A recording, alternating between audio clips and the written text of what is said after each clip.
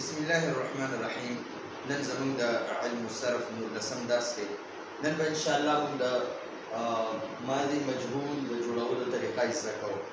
د باس اثبات فعل ماضي مجهول بیا لاندې لیکلي د ماضي مجهول د جوړولو طریقه کومې طریقې سره به موږ د ماضي صيغه جوړو نو هغه ته ان شاء الله د توجه کوئ. جی ګورئ جی د ماضي معروف صيغه واحد مذکر غائب دا دلته کې ځدی کما لکه مثلا ما واغست ذهبا یا ضربا دتا کوي وې د صيغه د ماضي معروف صيغه واحد مذکر غائب اخري حرف نو ګورئ چې دا با اخري حرف دی. اخري حرف په خپل حال پرې خودل نو دا په خپل حال پرې چې څنګه په فتحه هم دغه شان دی پرې دا او اخري حرف سره نږدې حرف نظیر ورکول دا نږدې ور سره را ده ګورئ جی دا با ده او د سره نږدې حرف دا را ده نو دې را ده وایي زیر ورکول نو زبر پرې ام توران کو زیر هم ورله ورکړو ٹھیک شو جی که زیر نه وي وګورئ جی که زیر پرې نه وي نو بیا به ورله زیر ورکړي او باقي حرکت والا حروف ولا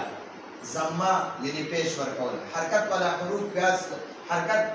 زبر زیر پیش ته وایي نو د دې را نه هم موږ زیر ورکړو. د دې نه علاوه چې باقي څومره حرکت والا حروف دي که هغه یو وي او که ډېر وي هغې له به ضمه ورکړي یعنې پیش به ولګي نو دلته کې په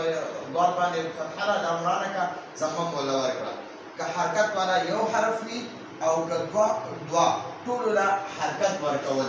ٹھیک شو دي نو د ماضي مجهول صيغه واحد مذکر غائب باندې جوړه شي. نو اوس دا موږ سره د ضربه نه وګورئ جي ضربه دا موږ سره ماضي معروف و دا ماضي معروف اوس د دې ماضي معروف نه موږ دغه جوړه کړه ماضي مجهول جوړه کړه نو اخري حرف په خپل حال پرې دی او د اخري سره چې کوم نږدې حرف دی دا را نو دله به زیر ورکړي او باقي حرکت والا که یو حرف یو که زیات وي هغې ته به ضمه ورکړي دا د ضمه م ورله ورکړه. نو د ضربه موږ سره معروف و ضربه را سره مجهول شو فعل ماضي مجهول ٹھیک شو جی ګورئ دا لګوئ ماضي مجهول صيغه واحد مذکر غائب باندې جوړه شي نو دا موږ سره تیار شوه. لکه د ضربه نه ضربه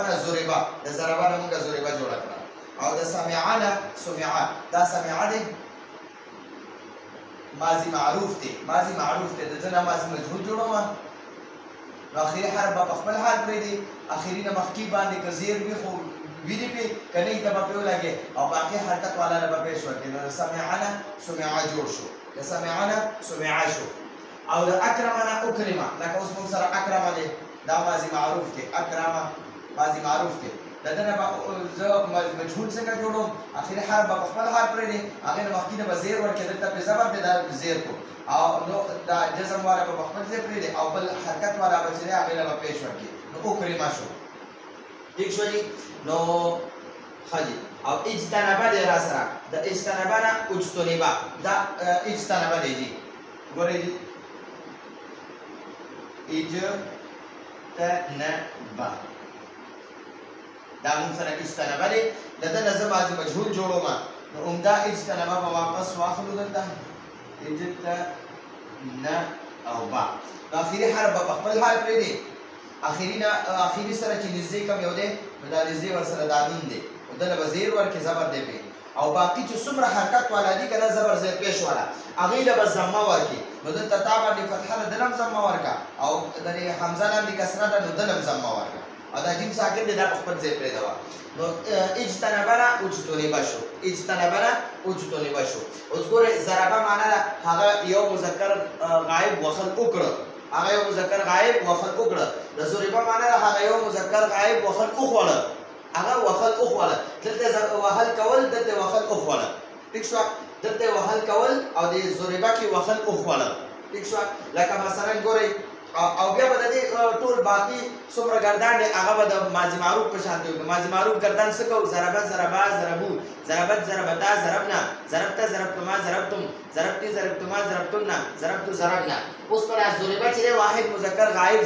ماضي مجهول موږ سره جوړ شو اوس به د دې موږ پورا ګردان کوو ضربه هغه یو مذکر غایب وخلو خوړل ضربا هغه دوه مذکر غایب وخلو خوړل ضربو هغه ټول مذکر غایب وخلو خوړل ضربت هغه یو مؤنث غایب وخلو خوړل ضربتا هغه دوه وخلو خوړل ضربنا هغه ټول وخلو خوړل ضربتا تا وخلو خوړل ضربتما تاسو دوه وخلو خوړل ضربتم تاسو ټول وخلو خوړل ضربتي تا یو مؤنث وخلو خوړل ضربتما تاسو دوه وخلو خوړل ضربتن تاسو ټول وخلو خوړل ضربتو ما وخلو خوړل ضربنا موږ دوه یا ټول وخلو خوړل نو دا سره د ماضي مجهول پورا گردان شو ضربا ضربا ضربو ضربت ضربتا ضربنا ضربتا ضربتما ضربتم ضربتي ضربتما ضربتن ضربتو ضربنا نو د دې لپاره په ان شاء الله موږ پورا د ماضي مجهول گردان ولیکو او سره به کوشش کوو چې د هغې معنی ولیکو نو دې سره به ان شاء الله تاسو ته د ماضي مجهول یو خو درته طریقه وښودله د ماضي مجهول آخري حرف به په خپل حال پرېږدي آخري سره چې کوم نږدې وي هغه له به زیر ورکړي که زیر پرې نه وي که زیر وي بس هغه به په خپل حال پرېږدي او باقي څونه حرکت والا دي هغې له به پېش ورکړي نو ماضي معروف نه ماضي مجهول جوړ شو نو دا زموږ د نن ورځې درس و راتلونکي درس پورې اجازت غواړو هذا هو المرام والله اعلم